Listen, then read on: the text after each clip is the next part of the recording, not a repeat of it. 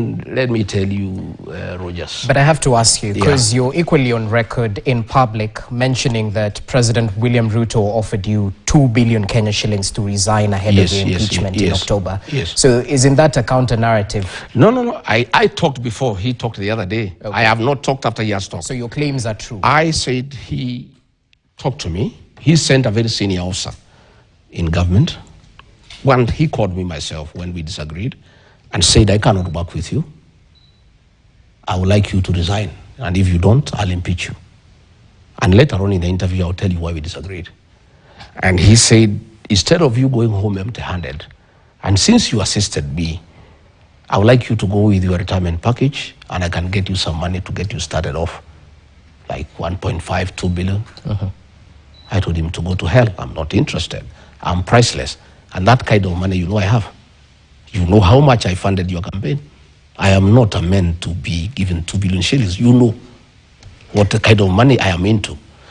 And therefore, I said, fine. He sent a very senior officer to come and see me. On Thursday, when the National Assembly resolved that I should be impeached by going to the Senate, that Friday morning, he sent a very senior officer to come and see me. And he gave me his terms. And against my ethics, because I don't record people, I recorded that conversation, giving me that offer from the president. I have that record. Okay? So the senior official was speaking for the president? Yeah, he sent me. The following day... But you know the burden of proof lies with the accuser. We need to see this. No problem. The following day, he told the officer I should go and have a discussion with him.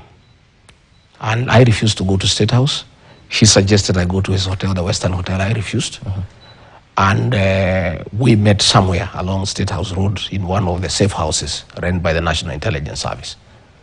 And between me, that officer, and myself, we had a discussion with the president. Again, I recorded that conversation for posterity because I know William Ruto. I put it on record.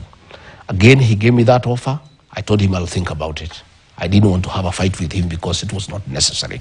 That officer persuaded me that I should listen to the president. And because he's a man from home, he said, it doesn't matter, whatever it is, just listen to what he has to say. Who is this officer? No, I don't want to... For the sake of our public, you call for an interview, you have to... Let me explain. So I said no, I declined. The day I went to the Senate, the first day, that officer again was dispatched by the president. And I refused to see him, but after consultation with my counsels, I agreed to see him. Again, he brought me another offer. I recorded. I am very conflicted. That officer is an innocent man. He's an emissary of the president. He is in service. If I expose him now, he will lose his job. He will be in very difficult circumstances. So on discussion with my family and lawyers, we have agreed that when he retires, and it's not very long from now, we'll be able to release that information. And I have done that because I know his family and I don't want to jeopardize his position. And because he did not come on his free will, he serves the president and he cannot be able to argue with him.